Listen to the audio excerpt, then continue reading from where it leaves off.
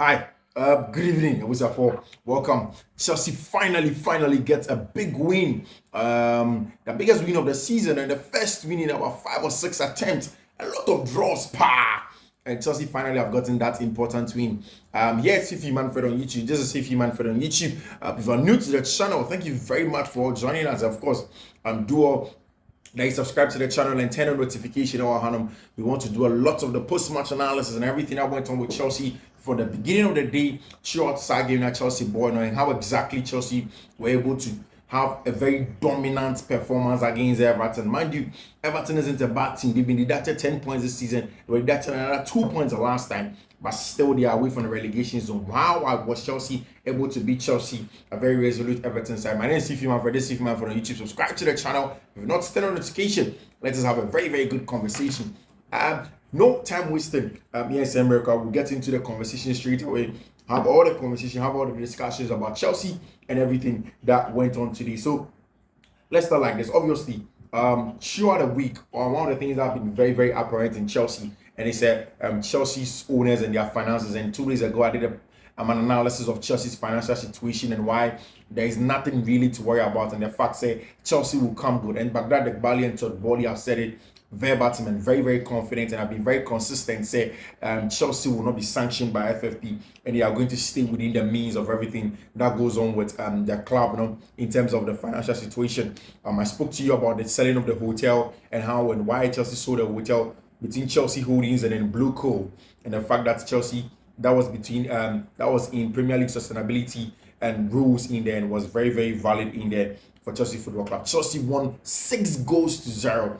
6 goals to 0. Goals from Nicholas Jackson, Cole Palmer, and Alfie Gilchrist in there for Chelsea Football Club. Brilliant display. I'll tell you, we'll do the tactical analysis, we'll break everything down. We'll talk about the game in itself and how Chelsea fared in it.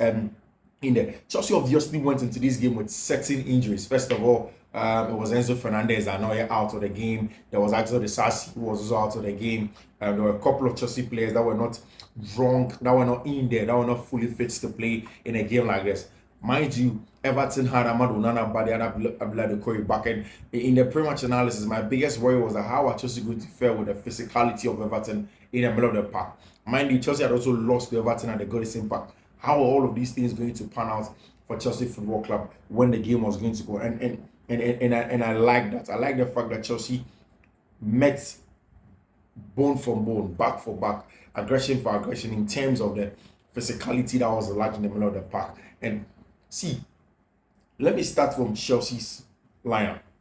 When Chelsea's lineup came normal ball, Thiago Silva and then Trevor Chalobah up top, I was excited because I think this is the most experienced centre-back pair at Chelsea this season.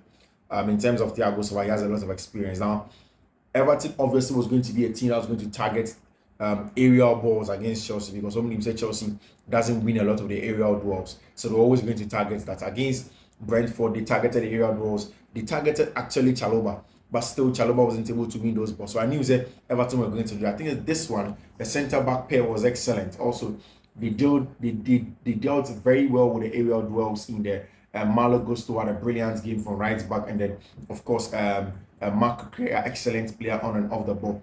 I think one of the most tactical stuff I love about this game was the fact that Chelsea consistently tries to play through the Everton press.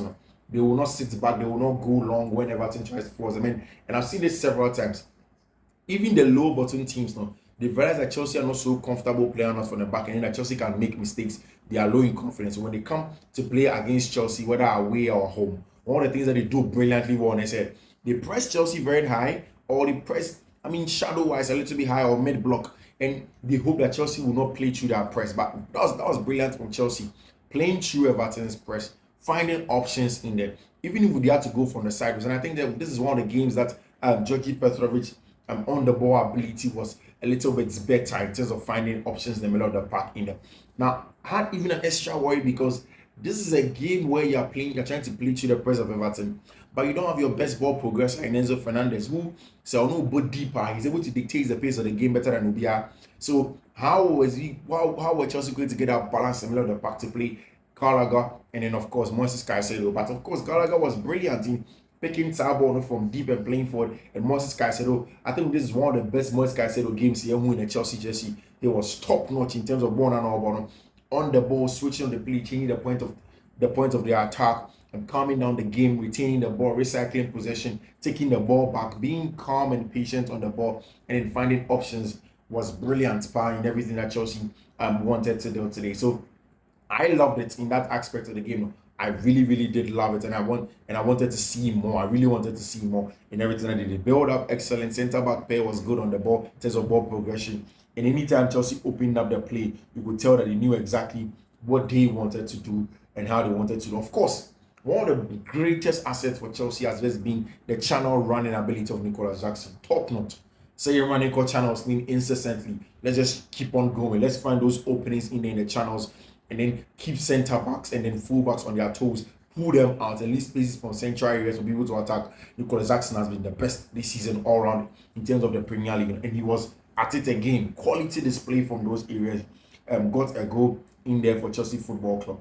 But see, I think whilst Caicedo was good, he was also complemented by Conor Gallagher in the middle of the park, and he played very, very well. Nice control in the game. Brilliant display from Chelsea. When the game began, it was a little bit topsy-turvy, but once the goal came, Chelsea could calm down and play some good stuff.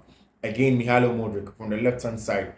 I think one of the things I've seen with Chelsea is that Mihailo Modric loves to play out from the left. And when he does, either Sobebo central or he's playing from the left.